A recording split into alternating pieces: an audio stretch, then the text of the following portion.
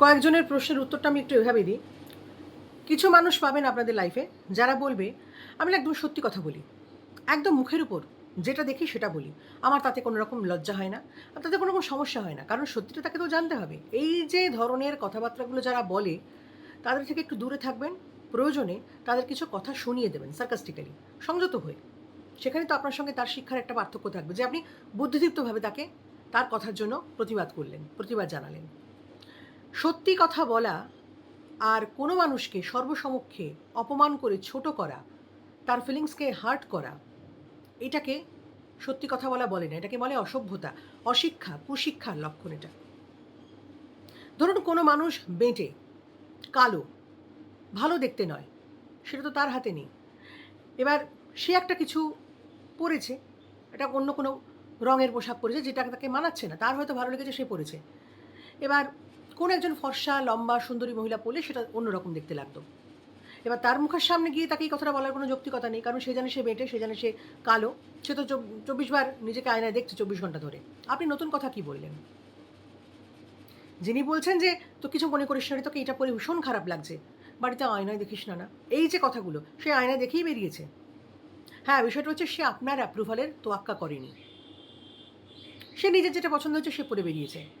তার ইচ্ছে হয়েছে পরে বেরিয়েছে। সেটা যদি শালীন পোশাক হয়ে থাকে, তাতে যদি কারোর মান-সম্মান হানি হয়ে না থাকে, তাহলে আপনার তার এই পোশাক পরা, রং-চং নিয়ে কথা বলার কোনো দরকার নেই। আর সত্যি কথা বলব, যারা সত্যি, সত্যি well maintained, well balanced, successful, তারা অন্য লোককে নিয়ে সমালোচনা করে না। হ্যাঁ, তারা তাদের সমালোচনার জবাব খানিকটা দিতে পারে। তারা অন্য লোকে কে কী পড়ছে, কে কী বলছে তাদের জীবন নিয়ে, অন্য লোকের জীবনে তারা মাথা ঘামায় না। তারা জানে তাদের কী করতে হবে। দেখেছে। তারা ভাবে এইভাবে তারা ভাবে যে, আচ্ছা পড়েছে, তার ইচ্ছে হয়েছে বলে পড়েছে। সেটা তো আমার তো কোনো সমস্যা হচ্ছে না। এইটা, this is called the maturity. এই ধরনের মানুষের পাল্লায় যখন পড়বেন, তখন তাদের সার্কাস্টিক্যালি কিছু কথা বলে দেবেন। প্রয়োজনে তারা যদি বুঝতে না পারে, তাহলে বলবেন, "দেখুন, আপনি তো বলছেন এটা সত্যি কথা। কিন্তু আপনার সত্যিটাও সবাই জেনে গেল যে আপনি কোথায় কী কথা বলতে হয় সেটাই জানেন না। আপনার পরিবার থেকে আপনাকে সেই শিক্ষাটা দেয়নি। তারা আপনাকে মানুষই করতে পারেনি। আপনি ম্যানার্স জানেন না। সুশিক্ষায় সমস্যা আছে।" কারণ কিছু কথা বলা যায় না, বলা উচিত না, এবং সেটা যদি সর্বসমক্ষে হয়ে থাকে, কোনো মানুষ তাতে কষ্ট পাচ্ছেন, খারাপ লাগছে তার, একটা ফিলিংস তৈরি হচ্ছে, এই কথাগুলো বলাটা অপরাধ। কাজেই সত্যি বলা আর কোনো মানুষকে অপমান করা, দুটোর মধ্যে পার্থক্য রয়েছে। এই পার্থক্যটা বুঝতে হবে। যে মোটা সে তো নিজেও জানে মোটা, যে রোগা সে নিজে জানে হাড় গিলে। বলার তো কিছু নেই, আপনি নতুন বার্তা কি দিচ্ছেন? মুখ খুলে যদি ভালো কথা বলতে না পারেন, সে মুখ বন্ধ রাখবেন।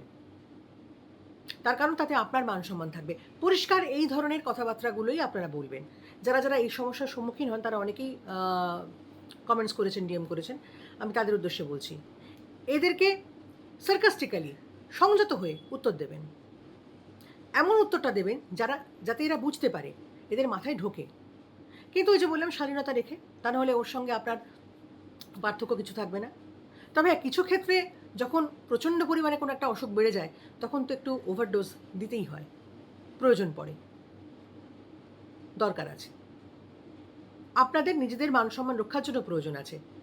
কাজেই যারা এই ধরনের কথা বলে, সত্যি বলি আর কোনো মানুষকে অপমান করি, তাদেরকে এই বিভাজনটা দেখিয়ে দেবেন। সত্যি বলা এক জিনিস আর অপমান করাটা আলাদা জিনিস। দুটোর মধ্যে পার্থক্য রয়েছে। ভালো থাকুন, আনন্দে থাকুন। আর হ্যাঁ, কোনো কাজে অন্যের অ্যাপ্রুভাল নিতে যাবেন না। যে কাজটায় আপনার মান-সম্মান বাড়ছে, আপনার ভালো লাগছে, আপনি খুশি থাকছেন, কারোর কোনো ক্ষতি হচ্ছে না, সেই কাজ আপনি করতে পারেন। কারোর অ্যাপ্রুভালের দরকার নেই। সেলফ অ্যাপ্রুভাল নিয়ে চলুন। ভালো থাকুন।